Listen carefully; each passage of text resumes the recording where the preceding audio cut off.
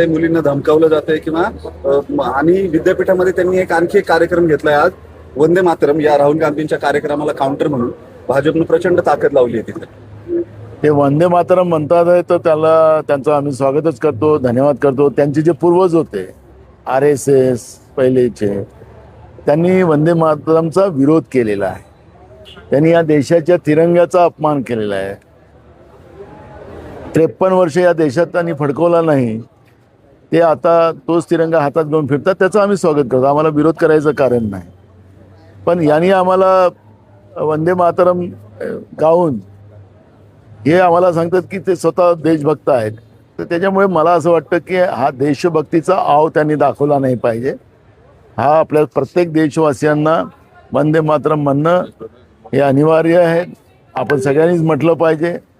आणि राहिलं BPPच्या कार्यकर्त्यांच्या माध्यमातून ज्या पद्धतीनं काल NUCच्या मुलीवर अत्याचार करण्याचं काम झालं, त्यांचे केस ओढण्यात आले, कपडे फाडण्यात आले, हे खऱ्या अर्थानं एक किती खालच्या लेवलवर भाजप गेलं.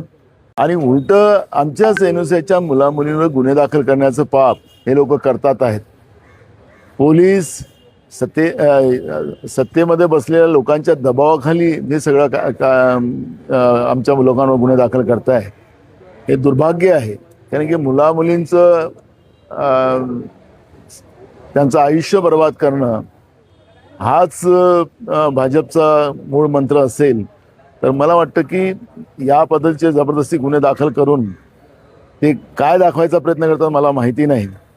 पण मला असं वाटतं की जितका मुलांवर आणि मुलींवर अत्याचार करण्याचं आणि खोटे गुन्हे दाखल करण्याचा प्रयत्न हे लोक करतील, जसं जंतर मंतरवर ज्या घटना झाल्यात आणि त्यात JNGच्या दबावाच्या नंतर देशभरामध्ये त्यांच्यावर गुन्हे दाखल करू नका अशा पद्धतीचं केंद्र सरकारला सांगावं लागलं, तर उद्याच्या काळात महाराष्ट्रातील जंतर मंतरपेक्षाही मोठं वादळ या JNGचं झालं तर त्याचे सगळे परिणाम फडणवीस सरकारला पण भोगावं लागेल. आणि म्हणून असे खोटे गुन्हे दाखल त्यांनी करू नये एवढाच माझा त्यांना सल्ला. सकाळपासून भाजपकडनं या कार्यक्रमावर टीका करण्यात येते की जे सदस्य या कार्यक्रमाला येणार आहेत त्यांना ते पैसे वाटतंय असा आरोप थेट भाजप.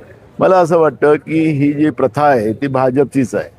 मोदींची सभा असेल, अमित शहाची असेल, फडणवीसची असेल, त्यांना पैसे देऊन लोक गोळा करावं लागतात, हे आपण सगळं पाहतो. अनेक माध्यमातही आपल्याला ते पाहायला मिळते.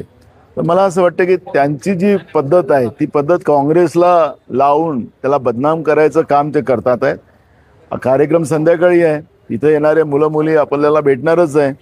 तर किती पैसे घेऊन आले ते त्यांनाच विचारलं तर ते सांगतीलच तुम्हाला. काँग्रेसला पैसे देऊन लोक गोळा करावं लागत नाही. राहुलजींच्या नेतृत्वावर आज JNGचं तरुणींचा विश्वास आहे आणि राहुलजीला ऐकण्यासाठी आणि त्यांचं मुलामुलींचं मत ऐकण्यासाठी राहुलजी इथे येतात.